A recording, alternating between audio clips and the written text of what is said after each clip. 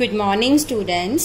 Management accounting दे विच असी चैप्टर कर रहे हैं फाइनैंशियल स्टेटमेंट्स एनालिसिस, जिहदे विच असी दो टॉपिक्स कवर कर ले आ, common size statements and comparative statements. And अज लास्ट टॉपिक आ जिहड़ा असी कवर करना आ वो है trend analysis. Students, trend analysis भी कंपैरेटिव स्टेटमेंट्स वांग ही एक हॉरिजेंटल जो है एनालिसिस आ, और कंपैरेटिव स्टेटमेंट्स दे विच असी सिर्फ 2 साल दियां फिगर्स नूं कंपेयर करते सी, बट ट्रेंड एनालिसिस दे विच असी 2 नालों ज़्यादा सालां दियां फिगर्स नूं कंपेयर करना आ। स्टूडेंट्स, ट्रेंड एनालिसिस दे विच असी 1 साल नूं जिहड़ा साडा प्रीवियस ईयर है उहनूं बेस ईयर ट्रीट कर लेना आ, ते ओदे अकॉर्डिंग ही बाकी सारे सालां दे असी ट्रेंड्स जिहड़े ने वो कैलकुलेट करने आ। ट्रेंड एनालिसिस सानू ये दसदा आ कि साडी किसी भी आइटम, चाहे वो सेल आ चाहे परचेज आ, ओदे विच पिछले कुछ सालां दे विच की चेंजेस आए ने, मीनस किस तरह का ट्रेंड है कि सेल वध रही आ या सेल घट रही आ। सो असी करांगे question number 9। From the following information, interpret the result of operation of manufacturing concern। हुण इहदे विच सानू 4 साल दा डाटा दिता होया आ, 2008, 2009, 2010 ते 2011 दा। हुण असी की करना, सब तो पहला कॉलम बनावांगे पर्टिकुलर्स दा,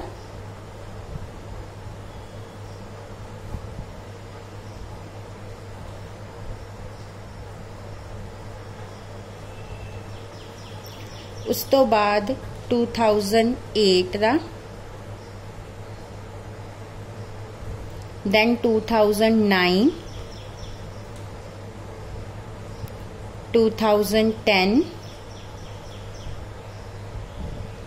एंड 2011 दा। सब तो पहला सानू क्वेश्चन दे विच सेल दिती हुई आ नेट। असी की करना, जेड़ा साडा 2008 आ उन्होंने असी बेस लेना आ, सो ओदा तुसी लेना 100 पॉइंट ले लेने। वैसे इहदे विच भी 100 आ, बट अगर इहदे विच कोई भी फिगर होवे तुसी इहनू 100 ही लेना आ, क्योंकि ये तुहाडा बेस आ। हुण 2009 च की आ, सेल तुहाडी हैगी 90। हुण किद्दां कड्ढना, 90 नू बेस ईयर साडा की आ 2008, ओ की आ 100 ना डिवाइड करना ते 100 ना ही मल्टीप्लाई करना, ये तुहाडा आ जाएगा 90। उस तो बाद 2010 दी फिगर ले लेनी आ।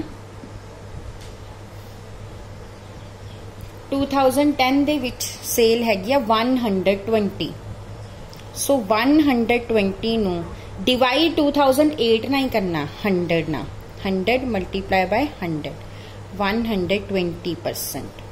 इसी तरह 2011 दी फिगर ले लेनी हैगी आ 150, सो 150 divide by 100 multiply by 100, 150%।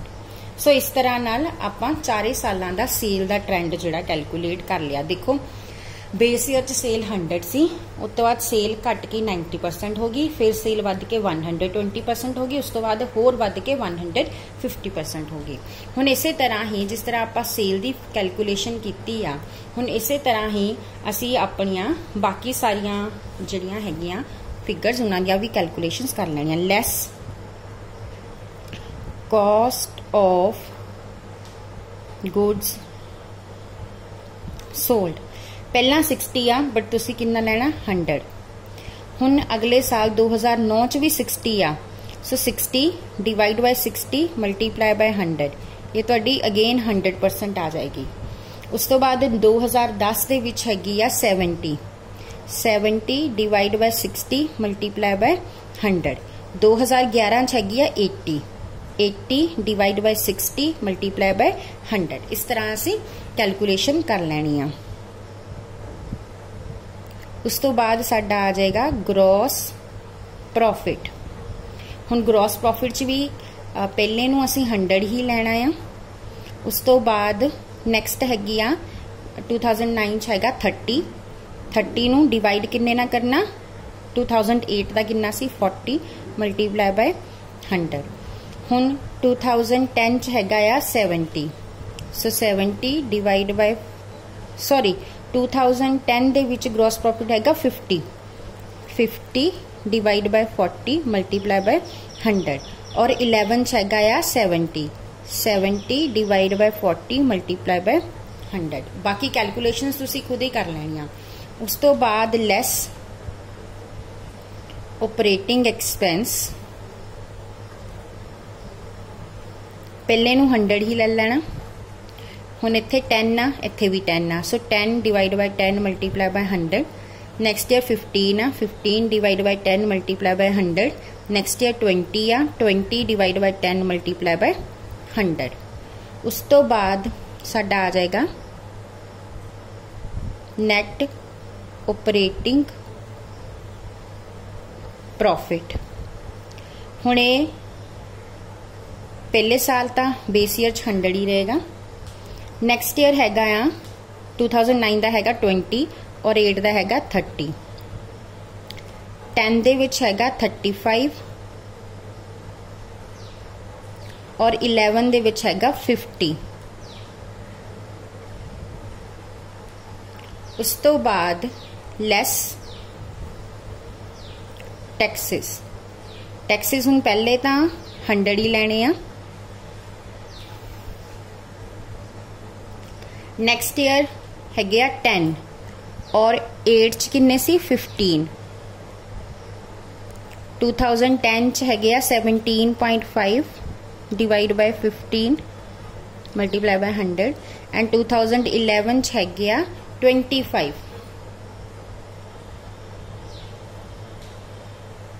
Divide by 15 multiply by 100। हुण टैक्सिस लैस करन तो बाद साडा आ जाएगा प्रॉफिट आफ्टर टैक्स। अगेन 100% इत्थे ले लेना। और हम 2009 दे विच हैगा 10, 8 च 15 सी मल्टीप्लाई बाय 100। 10 च हैगा 17.5 divide by 15 multiply by 100 and 11 च हैगा 25 डिवाइड बाय 15 मल्टीप्लाई बाय 100। सो इस तरह नाल तुसी ये सारियां कैलकुलेशंस कर लैनियां खुद ही। मैं तुहानू सारा लिख के दे दिता आ और इस तरीके दे नाल ट्रेंड रेशोज जड़ियां हैगियां कैलकुलेट कीतियां जांदियां आ। स्टूडेंट्स ਇਹਦੇ ਨਾਲ ही ਤੁਹਾਡਾ ਇਹ ਜਿਹੜਾ ਚੈप्टर आ फाइनैशियल स्टेटमेंट एनालिसिस का चैप्टर खत्म ਹੁੰਦਾ ਆ। और ਇਹਦੇ ਵਿੱਚ कॉमन साइज स्टेटमेंट्स ते कंपैरेटिव स्टेटमेंट्स बहुत ही इंपॉर्टेंट टॉपिक आ। कई वेले एग्जामिनर 15 नंबर दे विच न्यूमेरिकल तुहानू ये पा दिंदा आ और ये बहुत ही ईजी आ। बड़े आराम दे नाल तुसी ये 15 नंबर जिहड़े हैगे आ सिक्योर कर सकते हो। हुण असी जिहड़ा नवां चैप्टर शुरू करना आ वो है रेशो एनालिसिस। चैप्टर नंबर 4 असी स्टार्ट करना है रेशो एनालिसिस का। और चैप्टर नंबर 4 की मैं थोड़ी जी इंट्रोडक्शन तुहानू अज दे दूंगी, बाकी असी चैप्टर कल स्टार्ट करांगे। तुसी +2 दे विच भी ये रेशो एनालिसिस कर चुके हो। रेशो एनालिसिस एक वर्टिकल एनालिसिस का ही पार्ट आ। इहदे विच भी असी किसी एक साल दी ही किसी एक फिगर नू दूसरी फिगर दे नाल जोड़ा हैगा कंपेयर करके ratios the form they which calculations करते हैं। रेशो एनालिसिस बहुत ही इंपॉर्टेंट चैप्टर आ स्टूडेंट्स और इहदे चो डेफिनेटली तुहानू 15 नंबर का न्यूमेरिकल आना ही आना आ। जिदा मैं तुहानू पिछला चैप्टर दस्सिया ना फाइनैशियल स्टेटमेंट एनालिसिस का common size and comparative statements, उहदे विच चांसिस हैगे आ आन दे। ते कई वेले एग्जामिनर की करदा आ न्यूमेरिकल की जगह ते थ्योरी का ही क्वेश्चन पा दिंदा, यानी कि एक न्यूमेरिकल ही पाउंदा आ, 3 थ्योरीज पा दिंदा आ। बट इस सैक्शन दे विच जिहड़ा तुहाडा इस पहला सैक्शन हैगा आ, जिहड़ा तुहाडा पहला यूनिट हैगा आ, इहदे विच तुहानू 2 न्यूमेरिकल आने हुंदे आ। उस न्यूमेरिकल दे आन दे चांसिस हैगे भी आ ते नहीं भी हैगे। बट रेशो एनालिसिस का जिहड़ा न्यूमेरिकल हैगा आ वो आन दे 100% चांसिस आ। मीनस ये न्यूमेरिकल ये चैप्टर चो 15 नंबर का न्यूमेरिकल तुहानू आना ही आना आ। सो तुसी इस चैप्टर नू चंगी तरह नाल प्रिपेयर करना आ। हुण रेशो एनालिसिस हुंदा की आ, एक्चुअली रेशो की आ, ratio 2 numbers they which arithmetic relationship आ। जिस तरह असी कह दिंदे आ कि जिहड़ा राम आ ओदी एज हैगी आ 15 ईयर और राम दा जिहड़ा ब्रदर हैगा आ ओदी एज हैगी आ 30 ईयर। सो ओदे ब्रदर दी एज नू अगर राम दी एज नाल असी रेशो कैलकुलेट करांगे तो 30-15 यानी 2:1 दी रेशो बनदी है कि ओदा ब्रदर जिहड़ा आ ओदे नालों डबल एज दा आ। ठीक है स्टूडेंट, इस तरह रेशो की आ कि दो नंबरस दे विच जो रिलेशनशिप आ उहनूं जदों असीं अर्थमैटिकली एक्सप्रैस करते हैं, नंबरस दे विच एक्सप्रैस करते हैं तो उस उहनूं असीं रेशोज जिहड़ा हैगा आ कहने आ। रेशो एनालिसिस दे विच तुसीं कई तरह दियां रेशोज जड़ियां हैगियां आ वो कैलकुलेट करनियां आ, जिस तरह लिक्विडिटी रेशोज हो गई, सॉल्वेंसी रेशोज हो गई, एक्टिविटी रेशोज, प्रॉफिटेबिलिटी रेशोज। सो ये डिफरेंट टाइप दियां रेशोज हैगियां जड़ियां कि कैलकुलेट कीतियां जांदियां आ। इस चैप्टर नूं असीं कल नूं डिटेल तो स्टडी करांगे। Thank you.